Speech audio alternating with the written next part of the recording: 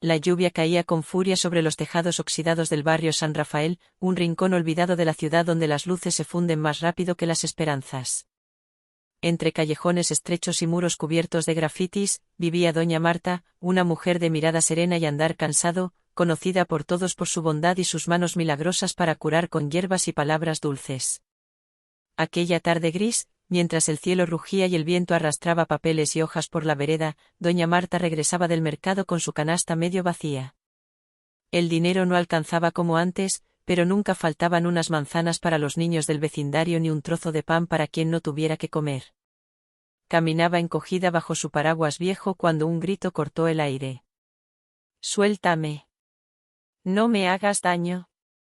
El sonido provenía del callejón junto a la panadería cerrada. Sin pensarlo, doña Marta dejó caer la canasta y corrió. Allí, a pocos metros, un niño de unos 8 años, con un abrigo demasiado fino para el frío, era sujetado por 2 hombres encapuchados que intentaban arrebatarle una mochila azul. «¡Aléjense del niño!», gritó ella, con voz firme, mientras se interponía entre los ladrones y el pequeño.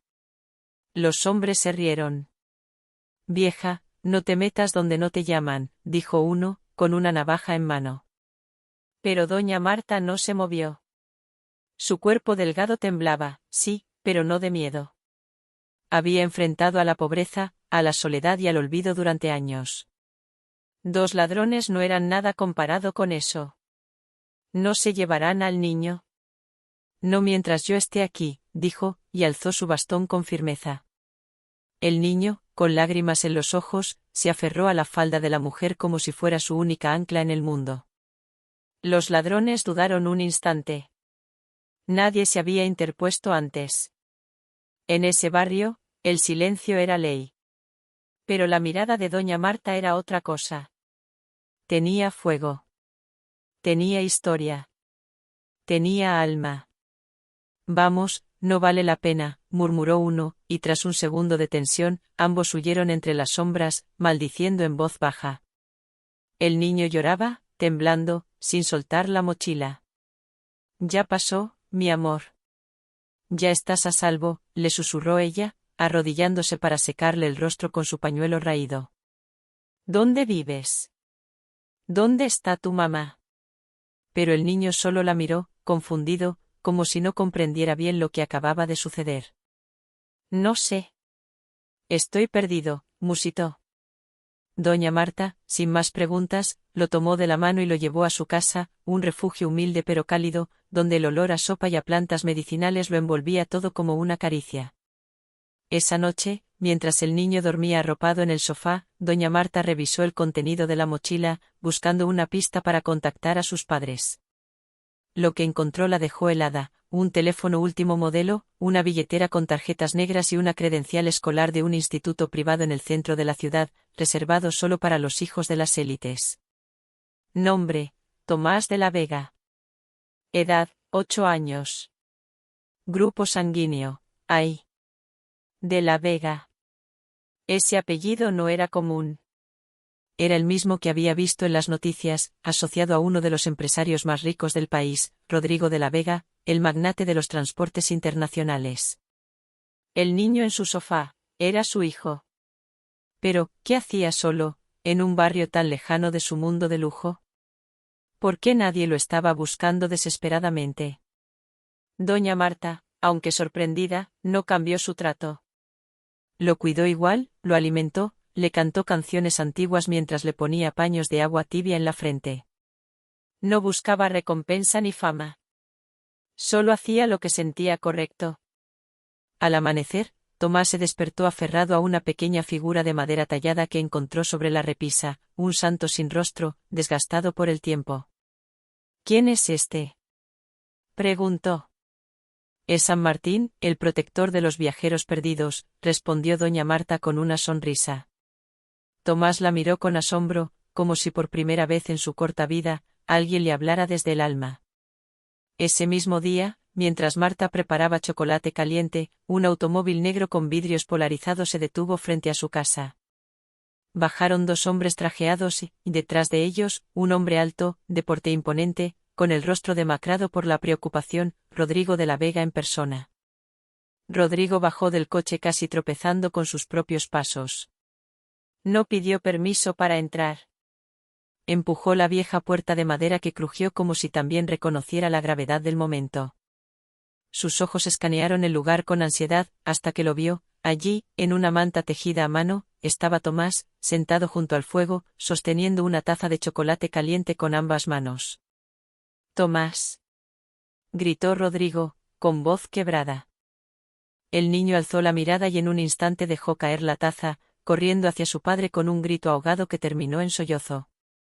Se abrazaron como si el tiempo hubiera quedado suspendido, como si ese abrazo intentara recuperar todos los minutos de angustia que se habían perdido.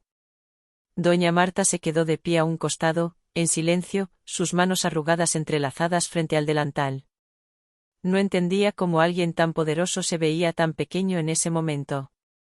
«¿Estás bien, mi hijo?», preguntaba Rodrigo, revisando al niño, acariciándole el cabello. «¿Te hicieron daño? ¿Dónde estabas?». Tomás solo señaló hacia ella. «Ella me salvó, papá. 2 hombres me querían hacer daño, pero ella los enfrentó». Rodrigo giró lentamente hacia Marta, con una mezcla de incredulidad y reverencia. «¿Usted lo defendió? ¿Aquí? ¿Sola?».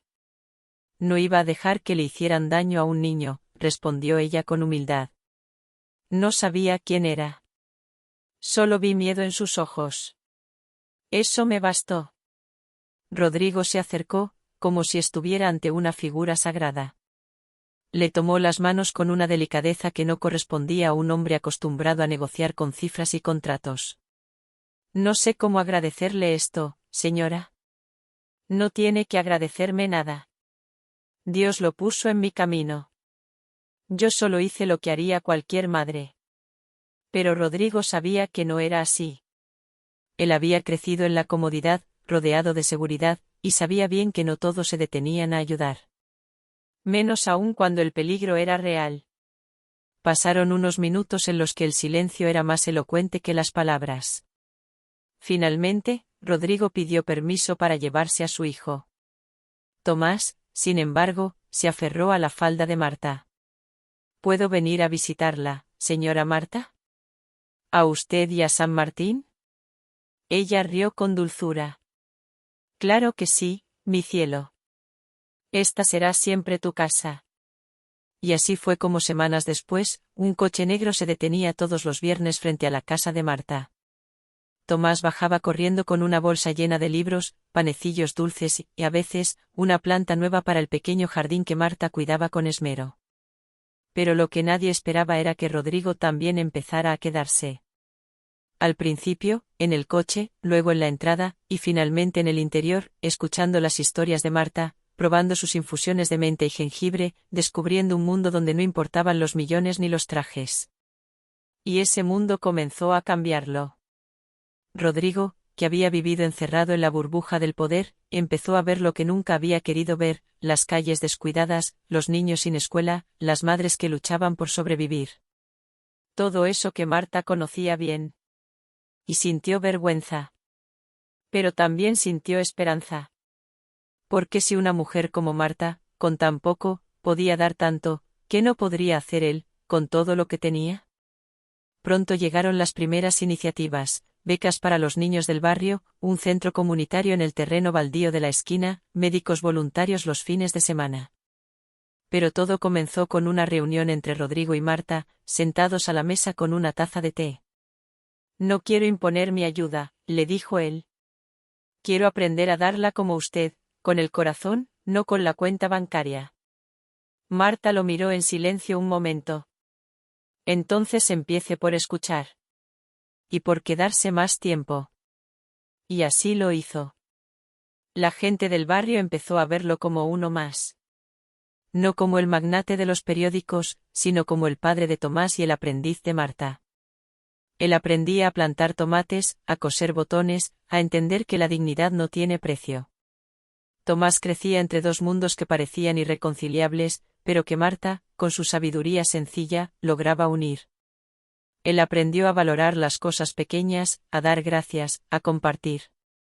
Una tarde, al caer el sol, mientras el cielo se teñía de tonos anaranjados, Rodrigo le dijo a Marta: «Siento que usted salvó a más de uno ese día. No solo a Tomás. Me salvó a mí también». Marta lo miró con esa calma suya que no necesitaba explicaciones.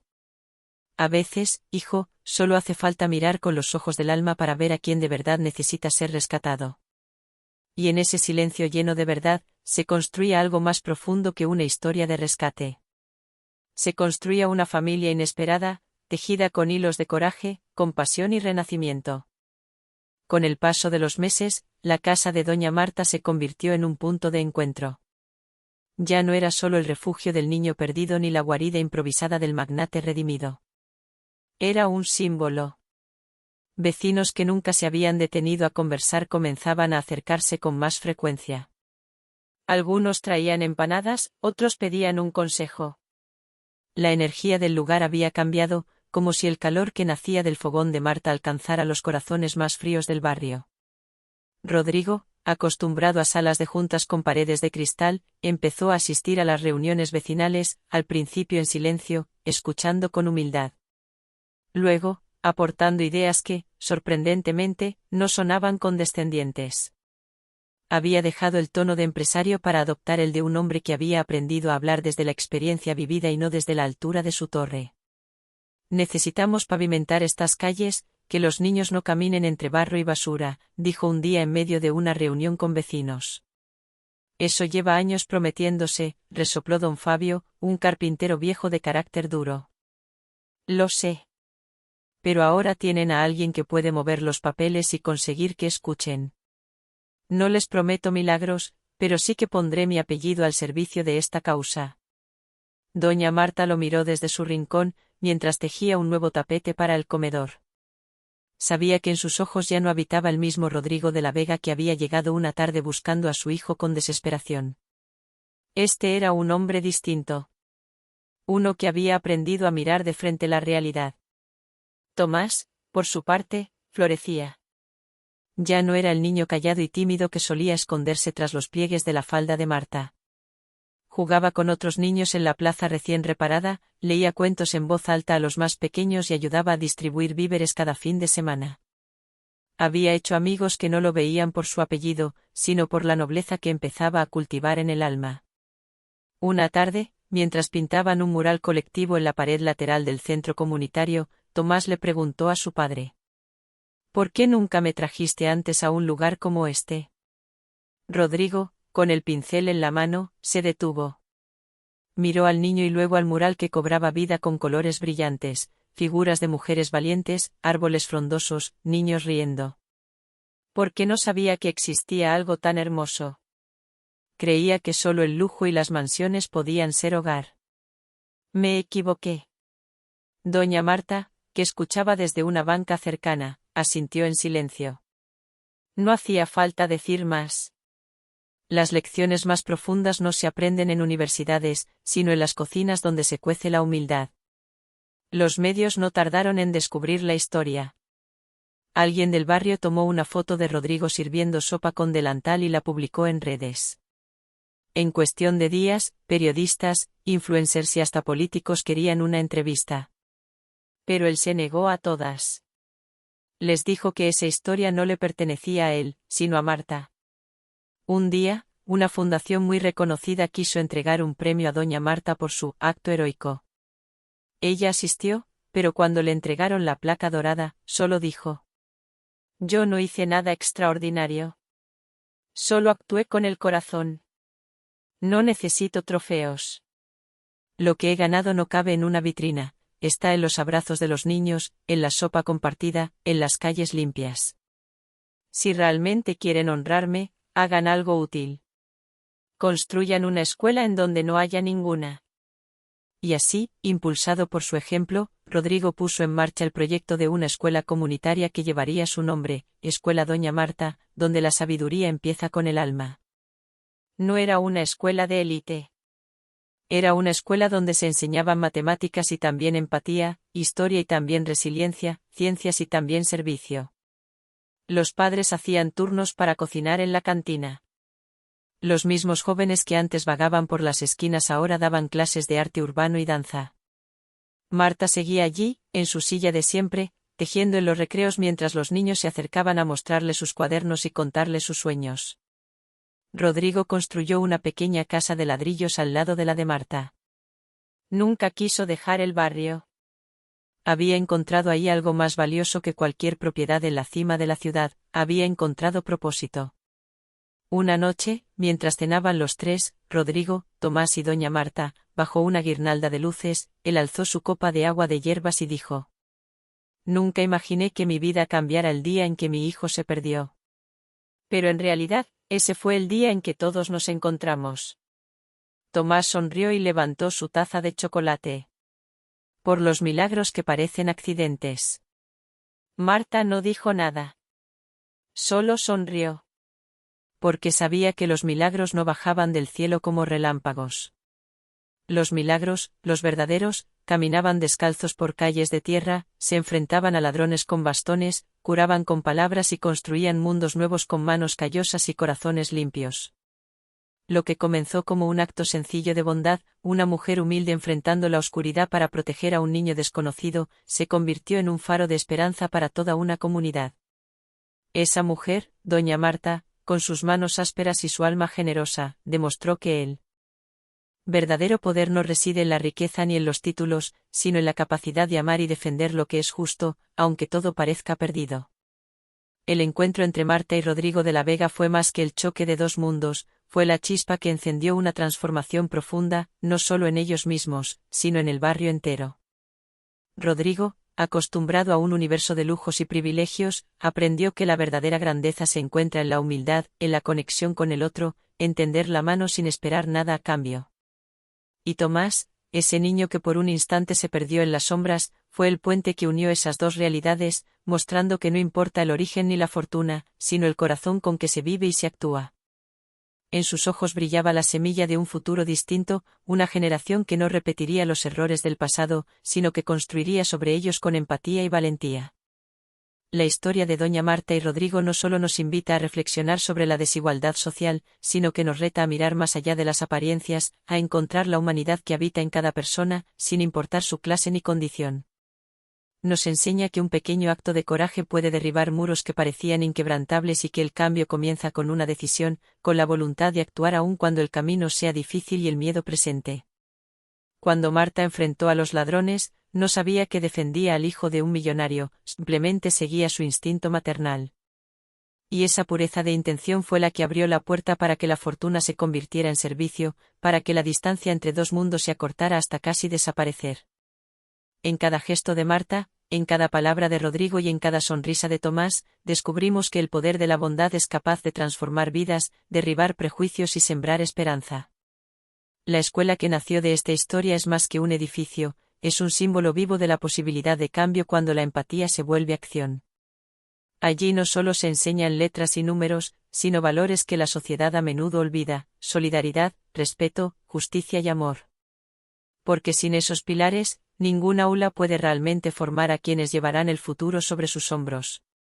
Esta historia también nos recuerda que las verdaderas riquezas no se guardan en cajas fuertes ni se exhiben en mansiones, sino que se cultivan en actos cotidianos, en la disposición de cuidar al otro, de compartir lo poco que se tiene y de luchar por un mundo más justo.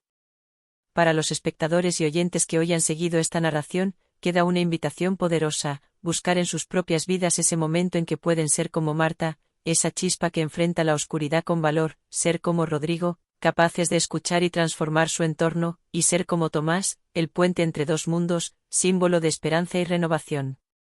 Porque si una mujer humilde puede enfrentarse a ladrones por un niño perdido y desencadenar una ola de cambio que llega hasta los rincones más altos de la sociedad, entonces todos tenemos dentro la capacidad de hacer la diferencia. No importa cuán pequeños nos sintamos, ni las dificultades que enfrentemos, la fuerza del amor y la justicia siempre puede abrir caminos donde parecía imposible. Esta es una historia de valentía, de humildad y de la magia que nace cuando abrimos el corazón sin esperar nada a cambio. Una historia que nos recuerda que, en un mundo lleno de sombras, siempre hay luz para quienes deciden ser faros. Que esta narración inspire a cada persona que la escuche o vea, a mirar a su alrededor con ojos nuevos, a reconocer en cada rostro una historia digna de respeto y cuidado. Que nos impulse a actuar, a no ser indiferentes, porque en cada acción reside la semilla de un futuro mejor. Y al cerrar este capítulo, recordemos que el verdadero poder no está en la riqueza acumulada ni en el estatus social, sino en la capacidad humana de amar, proteger y transformar. Que las huellas de doña Marta y Rodrigo de la Vega queden grabadas en nuestra memoria como prueba de que el cambio es posible, y que cada uno de nosotros puede ser protagonista de su propia historia de esperanza y redención.